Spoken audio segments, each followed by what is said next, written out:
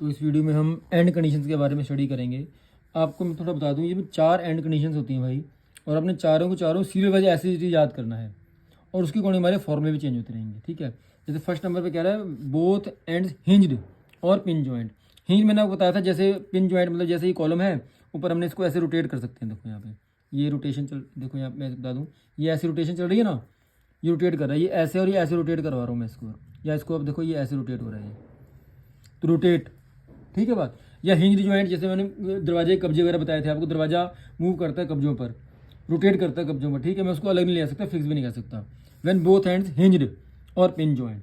ठीक है, ये पिन जॉइंट ही होते हैं हमारे, ये पिन जॉइंट बोलते हैं इसको, हम जब ऐसे रोटेट करवाते हैं कॉलम को। जब दरवाजा कई बार देखो, का दरवाजा आप देखो कई बार ऊपर नीचे से होता है और ऐसे ऐसे खुलता बंद होता है, और ये वही बातें सारी। ठीक है, बोथ हैंड फिक्स्ड, दोनों हैंड फिक्स कर दिए हमने। ठीक है, मैं बताऊंगा समझाऊंगा अभी आपको, मुझे जो चीज़ चाहिए अभी आपको। One hand fixed and other hinged, एक हैंड फिक्स है दूसरा हिंज्ड है। चौथी कंडीशन है one hand fixed and other free, one hand fixed and other hand free. ये 4 एंड कंडीशंस है। इसके अकॉर्डिंग अब यहाँ पे देखो equal length of the column, यहाँ से टॉपिक चलेगा हमारा, ध्यान सुना, बहुत इंपॉर्टेंट टॉपिक है हमारे यार। अब मैं बता दूं आपको, एक्चुअल में यहाँ पे 2 टाइप की लेंथ होती हैं। एक है small L, actual length of the column, जो आपको न्यूमेरिकल में गिवन होगी, याद रखने वाली बात।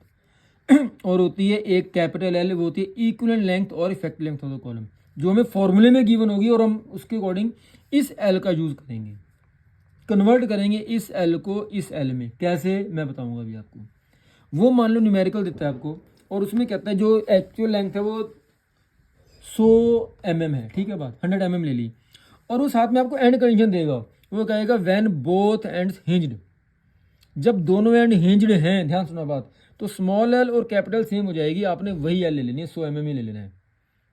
समझिए बात, समझिए। ठीक है, और यही जो एल है, कैपिटल एल है, वही है इक्विवेलेंट लेंथ और इफेक्टिव लेंथ।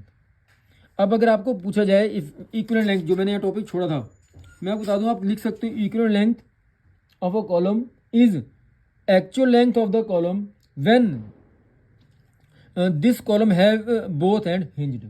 जब दोनों एंड हिंज्ड होंगे तो एक्चुअल लेंथ और इफेक्टिव लेंथ दोनों सेम रहेंगी, मतलब जो बकलिंग लोड है हमारा वो सेम रहेगा वहाँ पे, सॉरी लेंथ सेम रहेगी हमारी, बकलिंग लेंथ।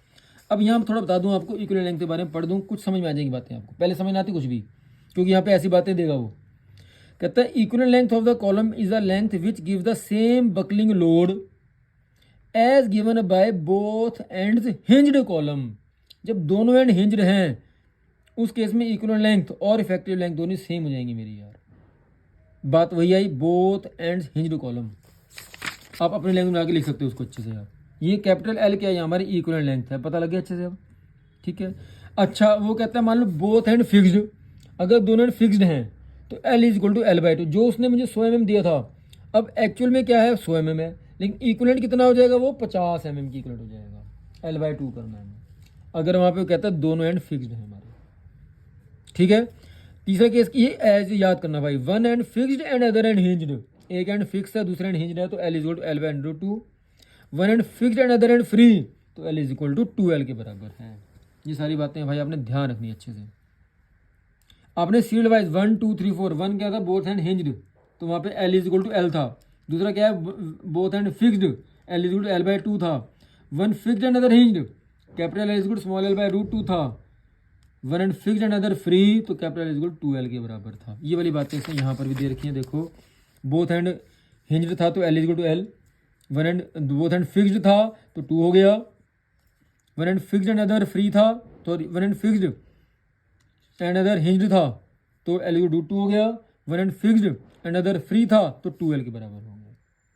ये चारों बातें भाई आपने ऐसे याद करनी है जो आपको बताई हैं यहाँ पे। ठीक है, नेक्स्ट है हमारा स्ट्रेंथ ऑफ द कॉलम। ये बहुत इंपॉर्टेंट टॉपिक है भाई, 4 नंबर में कई बार 3 बातें लिखनी है हमने, मतलब कि कॉलम की स्ट्रेंथ किस पे डिपेंड करती है। फर्स्ट नंबर पे एंड कंडीशन जो बताई है अभी आपको, देखो ध्यान से एक बार, end condition of the column. Second slenderness ratio of the column, मैंने जो पहले बताया था आपको, यहाँ पे स्लेंडर रेशियो पर डिपेंड करती है बातें। Strength of the column depends upon its slenderness ratio. Third है मटेरियल ऑफ द कॉलम, किस मटेरियल का बना हुआ है कॉलम हमारा, इन तीनों बातों पर स्ट्रेंथ ऑफ कॉलम डिपेंड करेगी। नेक्स्ट है Euler theory for long column. Euler एक साइंटिस्ट है भाई, ये हमारे, इन्होंने थ्योरी दी थी जो सिर्फ और सिर्फ लॉन्ग कॉलम के लिए एप्लीकेबल है।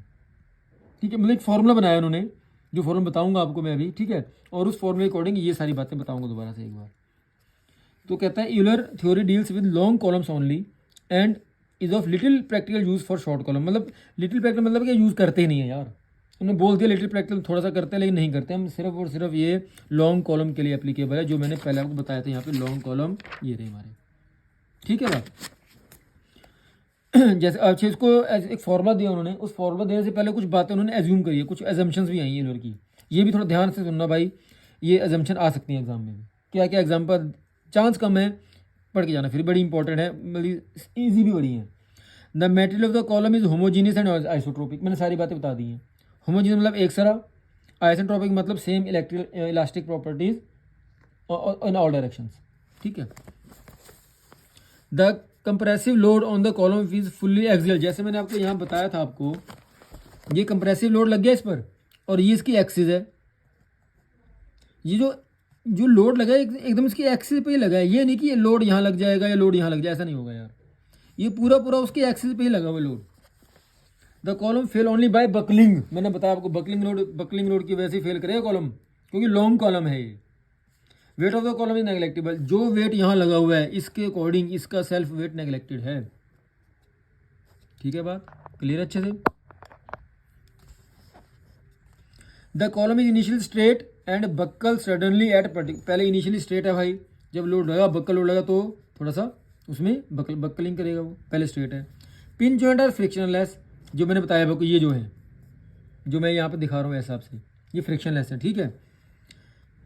End fixed ends are rigid, जो फिक्स्ड है वो रिजिड है पूरे पूरे।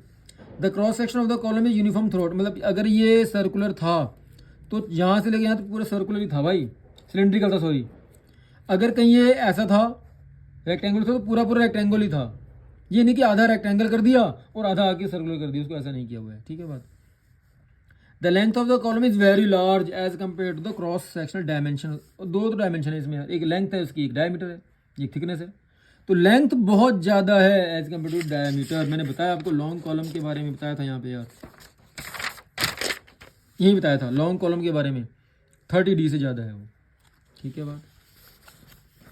तो अब ये सारे एजम्पशन करने के बाद उन्होंने एक फार्मूला दिया, फार्मूला ये रहा मेरे पास, PE is equal to pi square EI upon L square. L यहाँ पे देखो ध्यान से, अब पाई तो पता लग गया आपको, E junction moment of elasticity, I क्या है minimum moment of inertia. Moment of inertia हम निकाल सकते हैं दो तरह से, जैसे BD क्यूब अपॉन 12 और DB क्यूब अपॉन 12। मैंने कहा एक्स एक्सिस पर निकालना है तो BD क्यूब अपॉन 12 होता है, वाई पे निकालना है DB क्यूब अपॉन 12 होता था भाई, वो जिस पे कम आए वो लेना है हमने, मिनिमम मोमेंट ऑफ इनर्शिया है ये, ठीक है। L यहाँ पे जो ये L है भाई, ये क्या है equivalent length of the column, जो कि यहाँ से बात बनेगी। अब न्यूमेरिकल में ध्यान सुनो बात, न्यूमेरिकल में आपको एक्चुअल L देगा, स्मॉल l देगा, साथ में एंड कंडीशंस देगा, और आपको इक्विवेलेंट लेंथ निकालनी होगी, और वो लेंथ जो आएगी वो इसमें इस फॉर्मूले में पुट करनी होगी, ठीक है बात क्लियर है अच्छे से। तो लिमिटेशंस अगली वीडियो में स्टडी करेंगे।